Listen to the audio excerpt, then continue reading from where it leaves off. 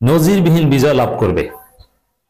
আমিরে জামাত বাংলাদেশ জামাত ইসলামীর আমির ডাক্তার শফিকুর রহমান তিনি নিজে একথা বলছেন।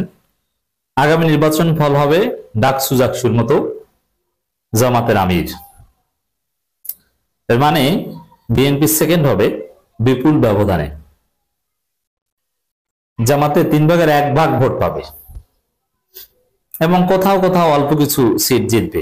বিএনপির চাইতে স্বতন্ত্ররা ভালো করতে পারে। দেশটা হবে জামাত শিবিরময় বাংলাদেশ। এখানে হেফাজতের আমির এইসব বাবু সিটি হুজুর এদেরকে নিয়ে কোনো লাভ হবে না, বামপন্থীদের নিয়ে কোনো লাভ হবে না। বিএনপি যত বড়ই জোট করুক, জোট সহ পরাজিত হবে। 4 বিশ্ববিদ্যালয় ছাত্র সংসদ নির্বাচনে জয়ীদের সংবর্ধনা জানিয়েছে ইসলামী ছাত্র শিবির। এই প্রোগ্রামটা হিট হয়েছে, আপনারা জানেন, গত শুক্রবারের কথা, চীনমৈত্রী সম্মেলন কেন্দ্রে।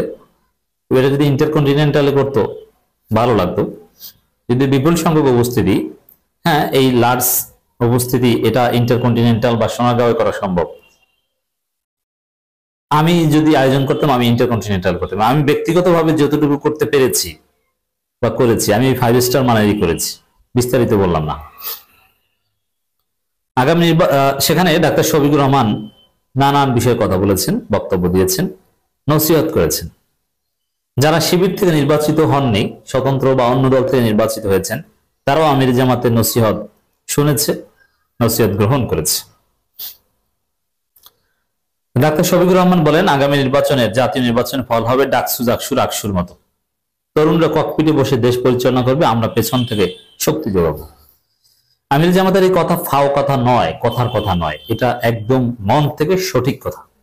দলিল, জামাত 2.0 কায়েম হচ্ছে এবং জামাতের যে ব্যাপক সংস্কার আপনারা দেখতে পাচ্ছেন, জামাত যে লিবারেল হয়েছে এবং যার ফলে হিন্দুদের গণজোয়ার জামাতের দিকে, এটা জামাতে স্টার্ট করেনি। ডাকসুতে শিবির যে মডেলে বিজয় লাভ করেছে, ওই মডেলে জামাত নিজেদেরকে এখন সাজাচ্ছে।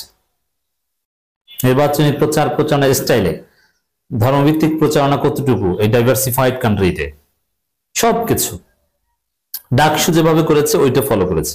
মানে আসলে তরুণদেরকে সামনে রেখে জামাত এগোচ্ছে। তরুণদেরকে আগে, মানে আগে ডাকসু তারপরে জামাত, আগে ডাকসু তারপরে বাংলাদেশ, আগে শিবির তারপরে জামাত। শিবির হচ্ছে জামাতের আব্বা। শিবির জামাত জন্ম দেয়, কিন্তু জামাত ইসলামী শিবির জন্ম দেয় না, এটা রিয়ালিটি। যেমন যত জামাত নেতা আপনি দেখছেন সব শিবির। দর্শক, দুর্বার নেতৃত্বে গড়ি স্বপ্নের ক্যাম্পাস স্লোগান অনুষ্ঠিত আয়োজনে তরুণ ছাত্র নেতাদের দেশ পরিচালনার জন্য প্রস্তুত হওয়ার আহ্বান জানিয়েছেন শফিকুর রহমান। বলেন, তোমাদের নেতৃত্ব অভ্যুত্থান হয়েছে, আগামী নতুন বাংলাদেশ তরুণদের হাতে গড়ে উঠবে। এই কথার কি আসলে কোনো নেসেসিটি আছে? না, এমনি এমনি বলছে না, এটাও রিয়েল কথা। কি অলরেডি জামাতের বিভিন্ন সোর্স আমাদেরকে বলছে যে শিবির নেতাদের, রানিং শিবির নেতা, ইয়াং, আমার চাইতে জুনিয়র, তাদের শিবিরের কেন্দ্রীয় নেতা, তাদেরকেও জামাত প্রয়োজনে নমিনেশন দিয়ে সংসদে পাঠাবে। সাদিক কায়েমকে নিয়ে যে আলোচনাটা আপনারা দেখছেন, ঢাকা 8 আসনে তাকে প্রার্থী করা, ওটা নিয়ে কোনো সিরিয়াস আলোচনা জামাতের মধ্যে হয়নি। ওটা জনগণের, সাধারণ নেটিজেনদের একটা আগ্রহের কথা। কিন্তু যদি বিএনপি শিবির মুগ্ধর ভাই স্নিগ্ধকে নমিনেশন দেয় ঢাকা 18 বা ঢাকার কোন আসনে, তাহলে শিবিরের ভবিষ্যৎ কেন্দ্রীয় সভাপতি, যিনি এই জানুয়ারিতে সেক্রেটারি দায়িত্ব নেবেন, ঢাকা বিশ্ববিদ্যালয় শিবিরের সাবেক সভাপতি সাদিক কায়েমদের বস সিবগাতুল্লাহ নমিনেশন দেওয়ার একটা আলোচনা প্রাথমিকভাবে জামাতে হয়েছে। ইটস ট্রু, সাদিক কায়েমকে নয়। এর মানে তরুণদেরকে সামনে আনার একটা প্ল্যান আছে এবং আমি বিশ্বাস করি এই বিষয়ে আলোচনা না হলো, যদি প্রয়োজন হয় যেখানে যে মেকানিজম করা দরকার সেটা, তরুণ নেতৃত্বকে জামাত তরুণ দিয়েই খেলবে। মুগ্ধকে বৃদ্ধ নেতৃত্ব দিয়ে জামাত মোকাবেলা করবে না, মুগ্ধর সমবয়সী নেতাদের মাধ্যমে জামাত মোকাবেলা করবে। আবার সাপোজ ঢাকা দক্ষিণ সিটি কর্পোরেশনে যদি ইশরাক দাঁড়ায়, তাহলে জামাত ওই ইশরাকের বয়সী কাউকে দিয়েই ঢাকা দক্ষিণ সিটি কর্পোরেশনের মেয়র নির্বাচন করাবে, একদম বয়স্ক বৃদ্ধ কাউকে না। কোন জায়গায় কাকে দিয়ে খেলতে হবে এটা জামাত ভালোভাবে শিখছে এবং প্র্যাকটিস করছে, কিছু দুর্বলতা থাকা সত্ত্বেও এটাতে এটি হচ্ছে আমিরে জামাতের বক্তব্যের সার কথা বা তাৎপর্য, যে তোমাদের হাতে নেতৃত্ব অভ্যুত্থান হয়েছে, নতুন বাংলাদেশ তোমাদের হাতেই গড়ে উঠবে। এবং জামাত যখন ক্ষমতায় আসবে তখন এই তারুণ্য ভিত্তিক কিছু মন্ত্রণালয় থাকবে, সেখানে একদম ইয়াংদেরকে ধরে, এই যে আসিফ মাহমুদ, মাহফুজ আলমের মতো ইয়াংরা মন্ত্রণালয় চালাচ্ছে, ওইরকম জামাত ক্ষমতায় আসলে কিছু ইয়াংরা মন্ত্রণালয় চালাবে, কিছু অধিদপ্তর চালাবে, কিছু প্রতিষ্ঠান এরকম ইয়াংদের মাধ্যমে চালানো হবে, একদম ইয়াংস্টার, কোন বৃদ্ধ নয়।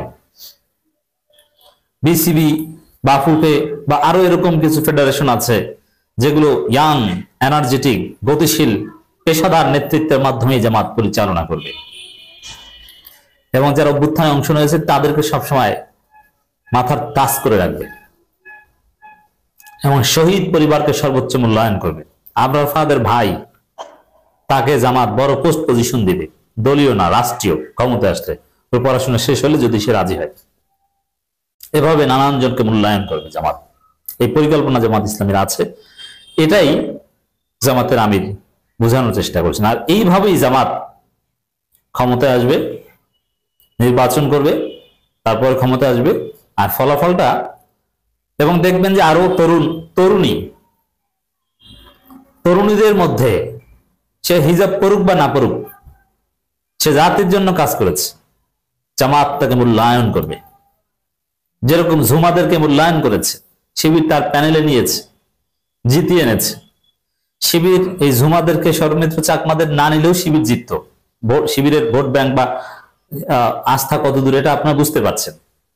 কিন্তু তারপরও বিভিন্ন নন শিবির বাংলাদেশপন্থী তাদেরকে শিবির সাথে রেখেছে।